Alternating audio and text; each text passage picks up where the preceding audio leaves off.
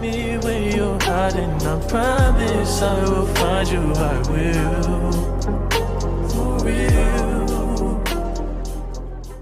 Welcome back to my channel, or welcome here if you're new. Today I have another story time for you guys. But today I'm going to be telling y'all how I almost died at a party. It was me, Ali, our friend Noah. Who else was with us? There was like two other guys with us, two of my guy friends at the time, but they don't matter, they don't need names. So this story took place like last summer, and it was when I was in my partying area from like spring break to all the way to the end of the summer. I was kind of partying a lot, and this is after I turned 18, of course. Just to give you a little like vision so you can kind of know what's going on. This house was a 2-story house, but the first level was underground, and then the second story was above ground. So to get out of the front door, you had to go up some stairs and then out the front door. Just keep that in mind when I tell you this story. The backyard was like, it was pretty big, but it was, a lot of the space was taken up by a pool and like a playground set. So where everybody is hanging out is mostly under this playground set and like the little treehouse area, and just anywhere they could stand basically in this backyard, because it was a house party, but they weren't really allowing anybody other than close friends and family to go inside the house. I'm the one driving, so when I go to parties, I'm so scared of losing my keys or something. So if I have a guy with me, or if somebody has a purse or something like that, I'm gonna be like, hey, can you hold my keys type stuff, you know what I mean? I give Noah my keys because he was the most responsible out of all of us. And when we get to the party, me and Ali kind of start doing our own thing, and the guys are kind of doing their own thing, you know what I'm saying? And if you remember the ex-best friend story I told, that girl showed up to that party, but she knew at the time that I wasn't really messing with her, so she was kind of like avoiding me. But then like, to try to get on the good side of the guys in my group, she brought like drinks to them. So that was kind of weird, but I was like, okay, whatever. We kept pushing through, and you know, I was kind of bored at first, but then everybody starts kind of getting hyped because this one dude got on the roof and then jumped into the pool. We're all just dancing, we're having a good time. I don't even want to say dancing because that sounds so cringy, but like, you know, we're just vibing to the music. This party went on for probably like two hours before all this stuff started happening, but basically me and Ali started picking up on little things that made us feel like something was about to happen. And I have a pretty good intuition. I usually know when something's gonna happen, even if I don't stop it or like prevent myself from being affected by it. I at least felt like it was gonna happen, if that makes sense. The first thing I noticed was what the girl that like who owned the house, she kept whispering something in her friend's ear, and then the other friend would like whisper something else to the other girl, and it just kept giving like sketchy, like something was about to happen. And then like 10 minutes later, my homeboy was whispering in somebody else's ear, and they just sounded like, it just looked very serious, and then they walked off really quick. So those were just little things we started noticing to feel like, okay, something's about to happen, so we need to be aware. And at the time, I should have been like, okay, I feel like something's gonna happen, so we should leave. But I honestly just was like, okay, now I just need to be more aware of my surroundings.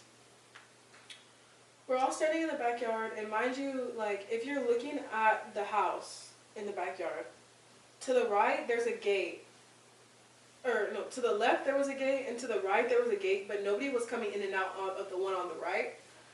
And the pool was on the right side.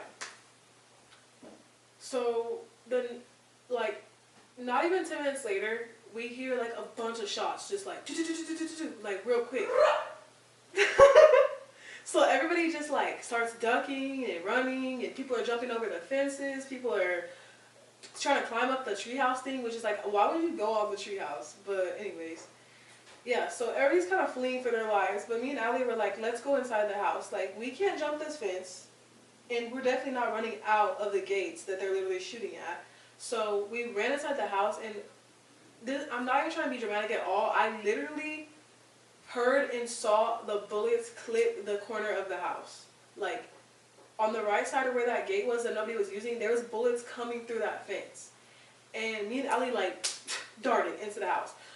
So we try to find the nearest like bathroom or room. So we go to this bathroom, And I opened it thinking that we're gonna be like so clever and hiding in here. I open it, why is there like 10 other people already hiding in here?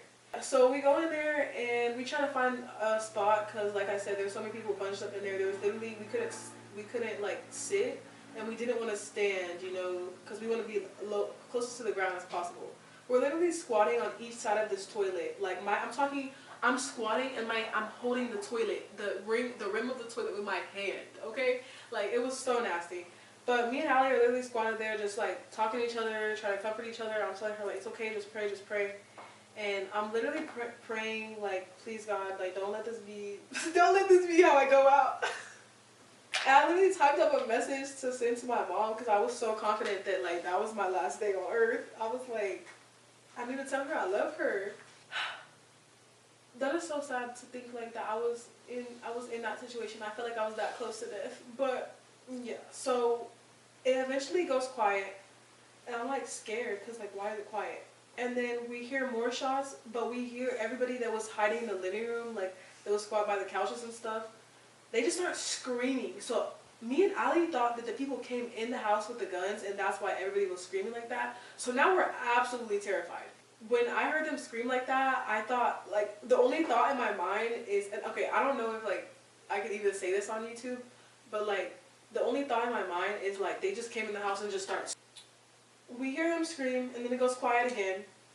And then, like, 5 minutes later, we just see the door just swing open. And when I first saw it, the doorknob turning, my heart dropped. I was confident that it was the shooters. It was the shooters.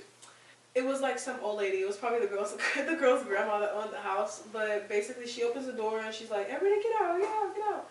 And everybody just starts running out of the bathroom, trying to push through this little door. And like I remember how I said that you had to go up the stairs to go out. So everybody's running up those stairs trying to get out the front door.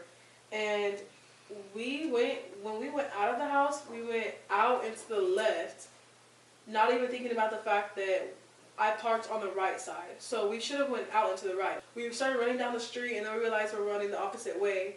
And then that's when I started calling my friend Noah, because he's the one that had my keys, and nobody's answering my calls. So I'm like, oh my God, like, I'm thinking the worst. But then we ran into everybody we were with, all three of them.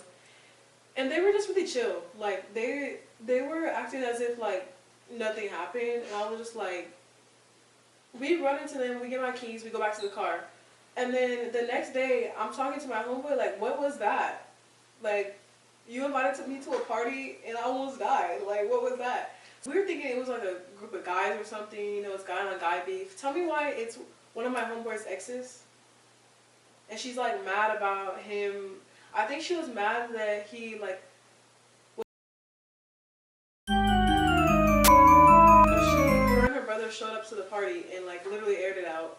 I don't think anybody got shot, but two of the guys from the party had come out with their guns and started shooting. So it was just a whole thing. The police came, obviously after I was gone. Police came and they were at the house till like 3 in the morning. And it was just this whole thing. But yeah, so they ended up not getting in that much trouble, I don't think. But it was a situation that I was like, that could have definitely been avoided. And what was kind of like, not funny, but like kind of ironic is the fact that my grandma and my mom were telling me they didn't want me to go to the party because it was last minute and because they just didn't want me to go. Like they just, my mom told me she had a feeling from the jump. That is the time I almost died because I was trying to get lit. I was trying to be young and turn, and that was the consequences of that. But I've kind of like settled down on my partying. I haven't been to a house party and I don't even know how long. The only thing. It was like 2 weeks ago, you girl. Was it? Yeah, bro, you were at a party 2 weeks ago. That was one of my shorter story times, but it was a story I definitely felt like was worth telling. Thank you guys so much for watching. If you would like to see anything specific, comment that down below. I'm going to make a poll for story times, whether that's going to be on my Instagram or my community tab on YouTube. I haven't decided yet, but I will give you guys options. That's all I have for you guys today. Leave a like, comment,